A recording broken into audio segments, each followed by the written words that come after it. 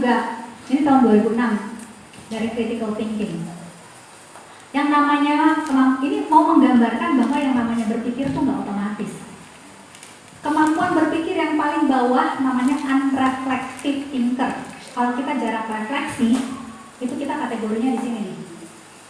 Unreflective thinker, berpikir ya, kita thinker, orang yang berpikir ya, tapi kalau kita unreflective, kita ada di level yang paling bawah. Naik ke atas jadi challenge thinker, beginning thinker, practicing thinker, advanced thinker, master thinker. Ini cuma mau menunjukkan bahwa yang namanya kemampuan berpikir itu sekali lagi berjenjang. Berjenjang, sama kayak di sini. Kalau dia cuma di remember aja, itu adanya di unreflective thinker.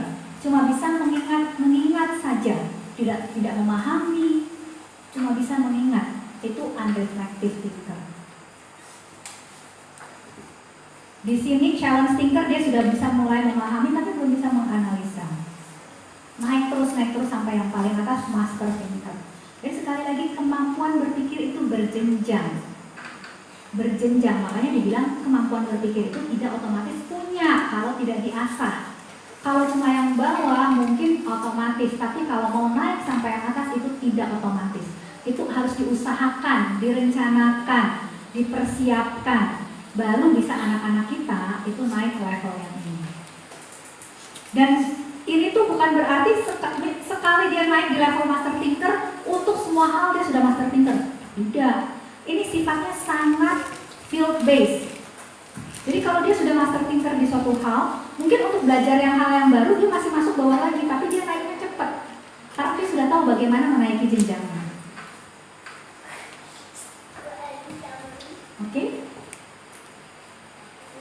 Oke, saya mau nunjukin satu video deh. Semoga habis ini wajahnya sudah tidak terlalu lapar. There is a growing feeling today that something is wrong with our system of education. But what is it? Well, we send our children to school to prepare them for the real world, which is changing very, very fast. But our schools haven't changed much for hundreds of years. In fact, thought leaders from around the world agree that the current system of education was designed in the industrial age mainly to churn out factory workers. And this industrial age mentality of mass production and mass control still runs deep in schools. Industrial age values. We educate children by batches and govern their lives by ringing bells. All day long, students do nothing but follow instructions. Sit down. Take out your books. Turn to page 40. Solve problem number 3. Stop talking. At school, you're rewarded for doing exactly what you're told. These are industrial age values that were really important for factory workers.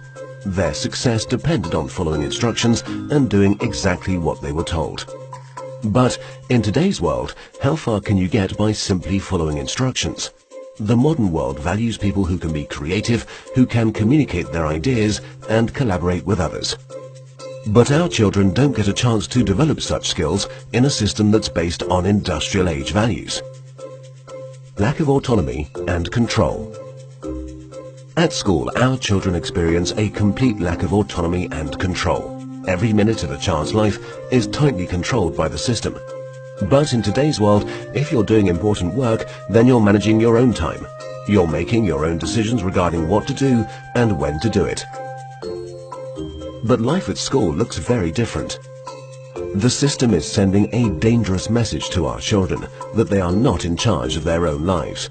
They just have to follow whatever is laid down instead of taking charge and making the most of their lives. Experts believe autonomy is incredibly important for children. It's no wonder then that our children are bored and demotivated by school. Can you imagine how you would feel if you were told exactly what to do for every minute of your life? Inauthentic learning. Most of the learning that happens in schools today is not authentic because it relies on memorization and rote learning. The system defines a generic set of knowledge that all children must know. And then, every few months we measure how much has been retained by administering exams. We know that such learning is not authentic because most of it is gone the day after the exam. Learning can be much deeper and more authentic.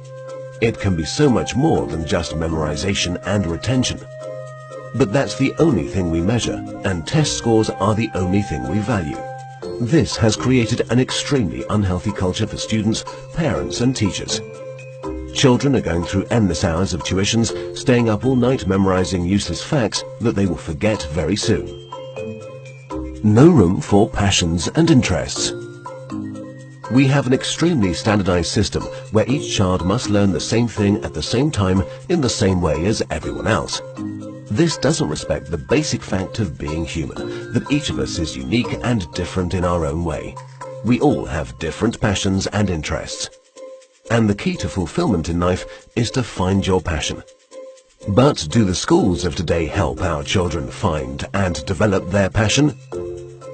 There seems to be no room in the current education system for the most important questions in a child's life. What am I good at? What do I want to do in life? How do I fit into this world? The system doesn't seem to care. There are so many greatly talented people who failed in the traditional school system. Fortunately, they were able to overcome these failures, but not everyone can. We have no measure for how much talent, how much potential goes unrecognized in the current system. Differences in how we learn. Each of us is also different in how we learn, in how much time we take to learn something, and what tools and resources work best for us. But the system has no room for such differences.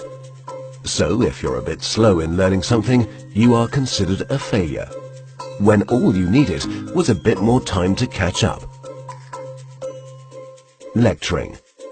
In the current system, children are lectured for more than 5 hours a day. But there are a few big problems with lecturing.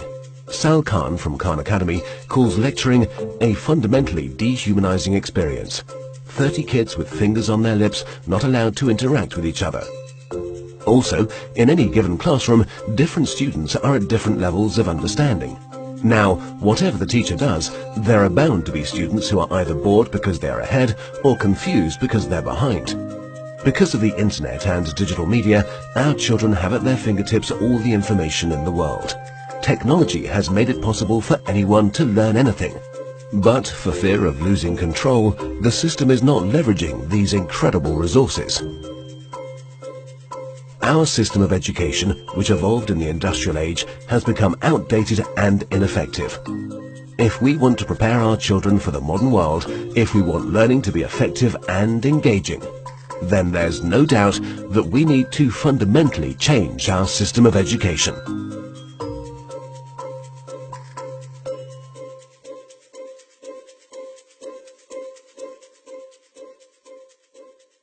Ya, jadi sistem pendidikan yang ada sekarang itu masih 2.0 sebenarnya secara nasional. Karena segala sesuatu ada standarnya, sama kayak pabrik.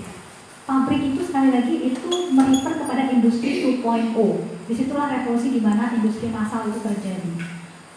Sistem pendidikan yang masih merujuk kepada massal itu masih merujuk kepada 2.0. Jadi sama karena itu berkorelasi dengan bagaimana industri pabrik-pabrik itu. Sedangkan di masa kini yang dibutuhkan bukan menjadi sesuatu yang standar, tapi menjadi sesuatu yang inovasi. Kalau tidak ada pekerjaannya, kita ciptakan pekerjaannya. Bukan cari kerja. Karena mencari kerja, lapangan pekerjaan itu makin hilang. Makin digantikan robot. Bagaimana menciptakan hal-hal yang baru? Justru itu yang diperlukan. Terima kasih. Oke. Nah, saya punya waktu 5 menit lagi ya. Teman-teman, saya mau menunjukkan ini karena kalau dari tadi kita ngomongin tentang perubahan ke depan, kita ngomongin tentang bagaimana meresponinya dengan Education 4.0, dengan Inquiry Based Learning yang akan kita lihat lebih detail besok. Tapi sekarang saya mengajak teman-teman untuk melihat anak-anak didik kita seperti apa. Dan karena ini adalah organisasi yang berdasarkan nilai-nilai Kristiani, mestinya asumsi saya kita melihat itu dari sudut pandang biblical perspective, pandangan yang berdasarkan Alkitab. Di mana apapun yang kita lakukan sebenarnya kalau kita sebutnya dari konteks pendidikan harus ada integrasi antara apa yang kita berikan dengan biblical perspective. Tapi mungkin ini bisa menjadi dasar dari biblical integration yang teman-teman lakukan di dalam proses pendidikan. Karena biblical integration itu adalah satu hal tersendiri dan nggak mungkin dilakukan dalam sini. Tapi kalau teman-teman lihat, ini apa sih? Telur, bukan ayam ya. Bukan. Ini telur yang kalau berandai-andai dia mendapat situasi dan kondisi yang tepat, suatu hari bisa jadi ayam. Betul nggak? Oke ya. Ini benih, belum jadi pohon. Tapi kalau dia mendapat situasi dan kondisi yang tepat, dia akan bisa jadi pohon yang besar. Ini ular kepompong, belum jadi baju. Tapi kalau dia diproses dengan benar, yang itu bisa jadi baju. Ini juga, ini sperma, belum jadi orang. Tapi kalau dia mengalami prosesnya berhasil, dia akan bisa menjadi manusia. Ini adalah bagaimana kita memandang anak didik kita. Mungkin kelihatannya kecil, anak 3 tahun, 4 tahun, 5 tahun. Tapi kita nggak tahu nanti dia dewasa jadi apa. Apakah dia jadi pionir perubahan di negara ini, atau pionir perubahan di daerahnya, apakah justru dia akan bisa menjadi pemimpin. Kita nggak tahu. Kita nggak pernah tahu. Kecuali kita ngikutin dia terus, which is mungkin, tapi kemungkinannya kecil lah ya. Kita nggak pernah tahu. Tapi kalau kita bisa melihat bahwa sama seperti kita melihat, oh ya ini adalah benih yang kalau dia diberikan situasi yang tepat, dia berikan kondisi yang tepat, dia bisa jadi pohon. Dan kalau kita bisa melihat anak didik kita seperti itu, kita akan responnya berbeda. Karena kita tahu kita sedang merawat benih yang suatu hari jadi pohon yang besar. Kita sedang menolong dia berakar. Jadi proses yang kita lakukan terhadap anak yang 3 tahun, 4 tahun, 5 tahun, kita tahu bahwa itu adalah part of the bigger process. Yang kalau itu dilakukan dengan tepat, itu hasilnya kita nggak tahu dampaknya seberapa. Bahkan ini kisah nyata ya. Ada seorang penginjil yang sangat terkenal. Dia menginjili ribuan orang. Kemudian dia sebelum dia menjadi penginjil, dia diinjili oleh satu orang. Sebutlah si penginjil ini A, yang menginjili dia B. Si B ini bukan orang yang besar, dia juga nggak menginjili banyak gitu ya. Tapi salah satu yang dia injili adalah si A. Kemudian suatu hari ketika dia sudah sakit, meninggal, si A datang, udah mau meninggal, si B-nya, si A datang, kemudian menolong dia. Terus si B-nya bilang gini ke si A, saya senang, saya bangga melihat kamu.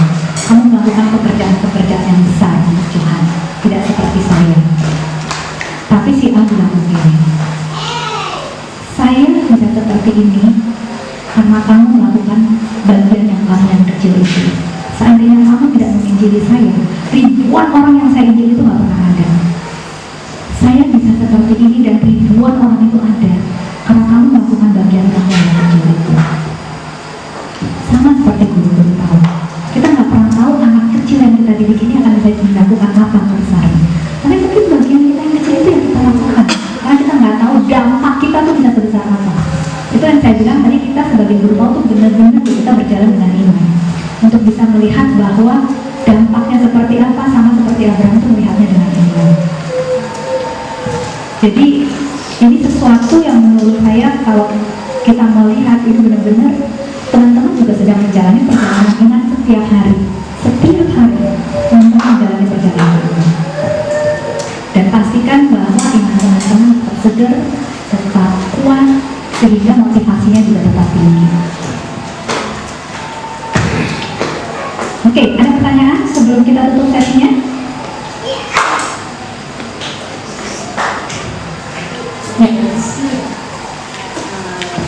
Seperti yang video tadi, saya berpikir itu misalnya ini ada kaitannya dengan guru-guru katakan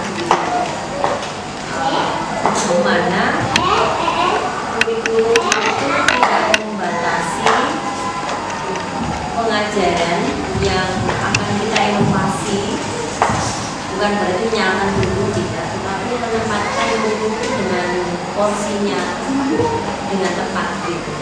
Sehingga inovasi proses pengajaran kita memang benar-benar bisa leluasan.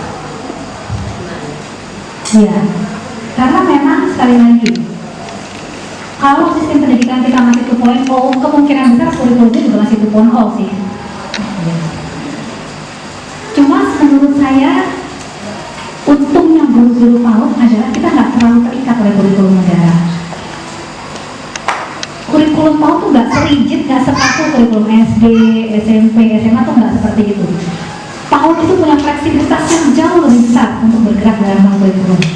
Nah, inilah yang kita perlu manfaatkan sebenarnya. Kita punya kesempatan yang besar di sini, di mana kita bisa menciptakan. Ini benar-benar ngomongnya menciptakan. Karena batasannya nggak besar kok di PAUD. Sekali lagi nggak sekaku pendidikan yang untuk masuk ke masa depan. Kira-kira gitu. Ada lagi?